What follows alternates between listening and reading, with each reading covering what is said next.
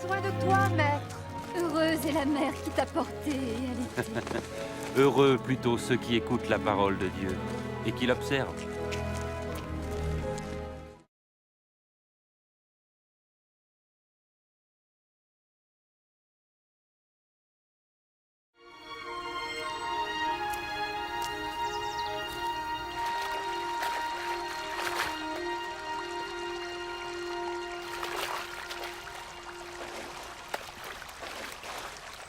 Apprends-nous à prier, comme Jean l'a appris à ses disciples.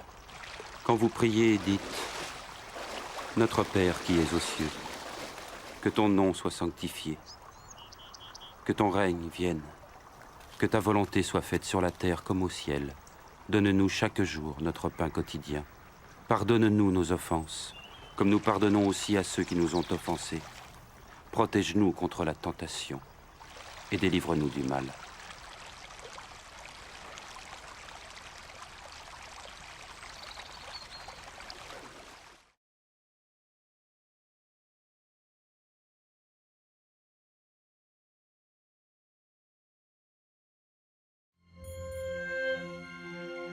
Dans les Saintes Écritures, Dieu déclare que le Messie viendrait pour être le sauveur du monde. La vie de Jésus prouve qu'il est bien celui dont les prophètes avaient parlé. Ésaïe a prophétisé que la Vierge deviendrait enceinte et qu'elle enfanterait un fils. Des siècles plus tard, la naissance de Jésus accomplissait cette prophétie.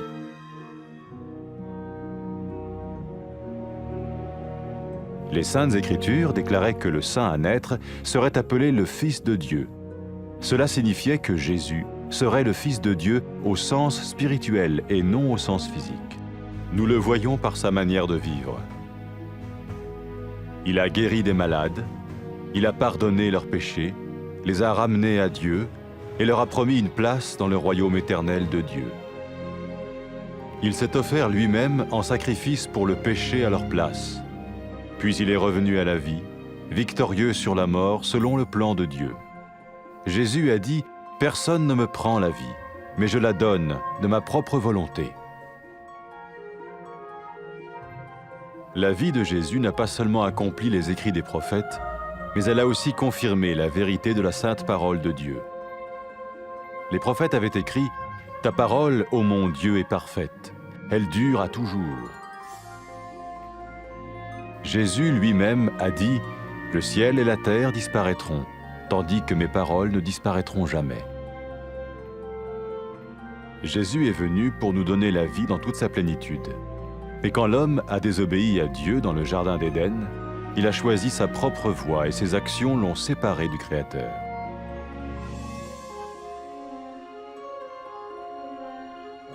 Les Saintes Écritures déclarent que tous ont péché et que le salaire que paye le péché, c'est la mort. Il s'agit de la mort spirituelle, éternelle séparation d'avec Dieu. Mais tout comme Dieu a donné un bélier pour qu'il meure à la place du fils d'Abraham, ainsi il a envoyé Jésus, le Messie, mourir à notre place. Sa vie, sa mort et sa résurrection restaurent la relation entre Dieu et tous ceux qui mettent leur confiance en lui. Maintenant, non seulement Jésus pardonne les péchés de ceux qui le suivent, mais il les sauve aussi du jugement éternel de Dieu. Ils sont sûrs d'aller au paradis et de vivre avec lui pour toujours. C'est cette vie et cette liberté de la culpabilité et du pouvoir du péché que Jésus offre à chacun aujourd'hui. Cela ne veut pas dire suivre une religion, mais choisir d'avoir foi en Jésus qui dit « Je me tiens à la porte et je frappe. Si quelqu'un entend ma voix et ouvre la porte, j'entrerai chez lui. » Cela veut dire se tourner vers Dieu et croire que Jésus vient dans nos vies pardonner nos péchés et nous rendre tels qu'il veut que nous soyons. Il ne suffit pas d'approuver intellectuellement ce qu'il dit, ni de vivre une expérience émotionnelle. Nous le recevons par grâce, au moyen de la foi, par un acte de notre volonté. Lorsque quelqu'un est prêt à suivre Jésus le Messie, il peut lui parler par une simple prière. Peut-être êtes-vous prêt maintenant à ouvrir votre vie à Dieu. Si oui, vous pouvez vous joindre à la prière suivante, silencieusement. dans votre cœur. Seigneur Jésus, j'ai besoin de toi. Merci d'être mort sur la croix pour mes péchés.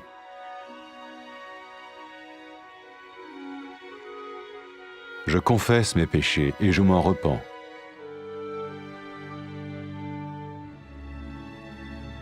Je t'ouvre la porte de ma vie et je te reçois comme mon Sauveur et Seigneur.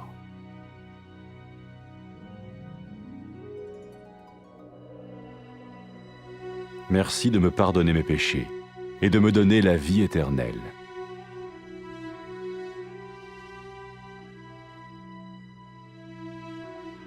Fais de moi le genre de personne que tu veux que je sois. Maintenant que je deviens l'un de ceux qui te suivent. Amen.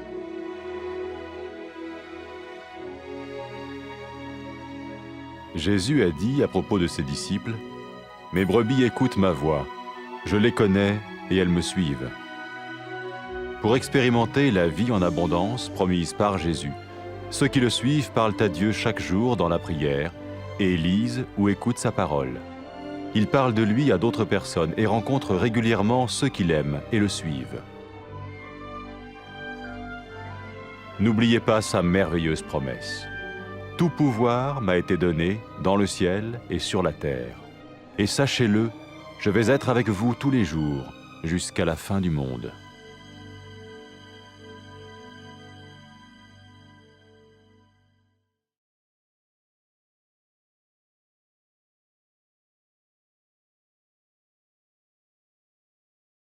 Muhtacız Efendimiz.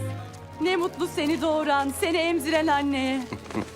Asıl Tanrı'nın sözünü duyup ona itaat edenlere ne mutlu.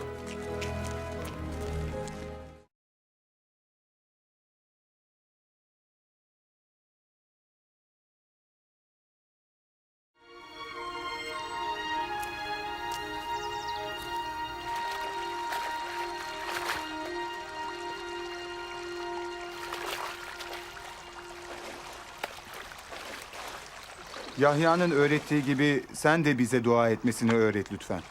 Şöyle dua edin. Gökteki babamız adın kutsal olsun. Egemenliğin gelsin.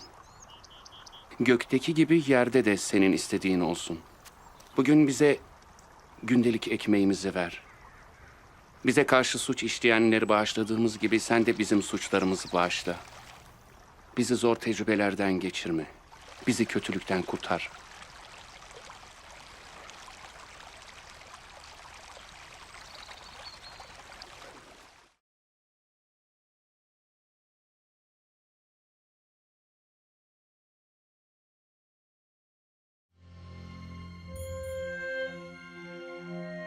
Kutsal yazılarda Tanrı, Mesih'in dünyanın kurtarıcısı olmak üzere geleceğini söyler.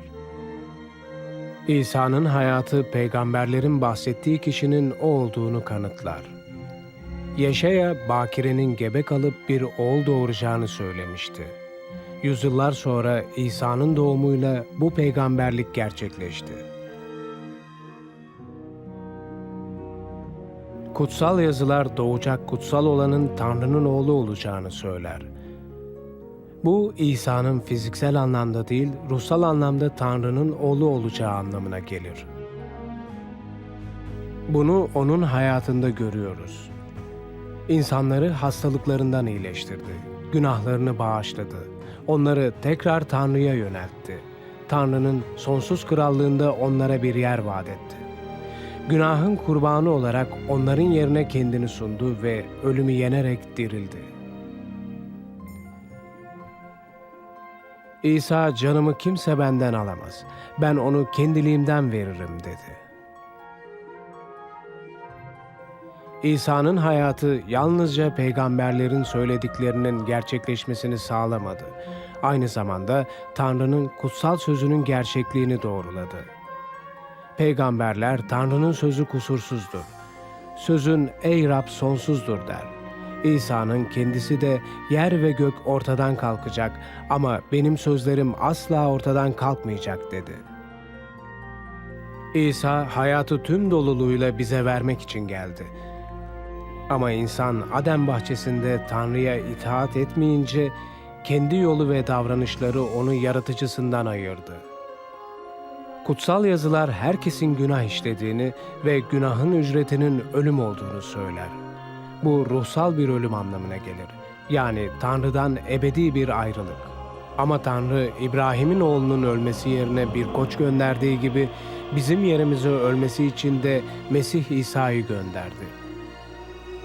İsa'nın yaşamı, ölümü ve dirilişi Tanrı ile kendisine güvenen herkesle ilişkisini düzeltti. Şimdi İsa'yı izleyenlerin yalnızca günahları bağışlanmıyor. Aynı zamanda Tanrı'nın ebedi yargısından kurtuluyorlar. Cennette sonsuza dek Tanrı ile yaşayacaklarından eminler. İsa bugün herkese suçluluktan ve günahın etkisinden özgürlük ve sonsuz yaşam sunmaktadır. Bu din kurallarına göre yaşamak değildir. Ama kapıda durmuş kapıyı çalıyorum. Biri sesimi işitir ve kapıyı açarsa onun yanına gireceğim diyen İsa'yı izleme imanına sahip olmayı seçmektir. Bu Tanrı'ya dönmek ve İsa'nın hayatımıza girip günahlarımızı bağışlamasına ve bizi olmamızı istediği kişi yapmasına güvenmek demektir. Zihinsel olarak söylediklerine katılmak ya da duygusal bir deneyim yaşamak yeterli değildir. Lütuf ve iman aracılığıyla onu kabul ediyoruz, irademizin bir eylemi olarak. İnsanlar Mesih İsa'nın izleyicisi olmaya hazır olduğunda ona basit bir dua ile seslenebilirler. Belki de Tanrı'ya hayatını açmaya şimdi hazırsın. Öyleyse şimdi edeceğimiz duaya sessizce yürekten katılabilirsin.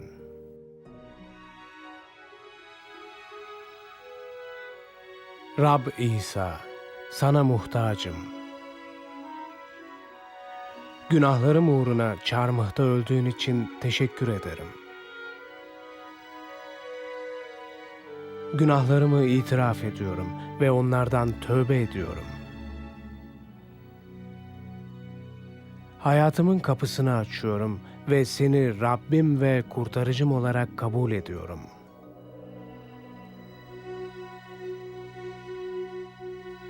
Günahlarımı bağışladığın ve bana sonsuz yaşam verdiğin için teşekkür ederim.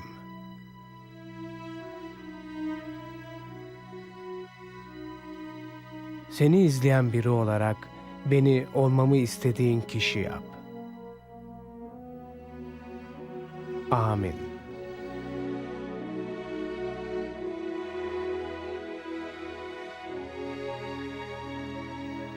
İsa onu izleyenler için, koyunlarım sesimi işitir, ben onları tanırım, onlar da beni izler dedi. İsa'yı izleyenler, vaat ettiği bol yaşama sahip olabilmek için duayla her gün ona seslenir.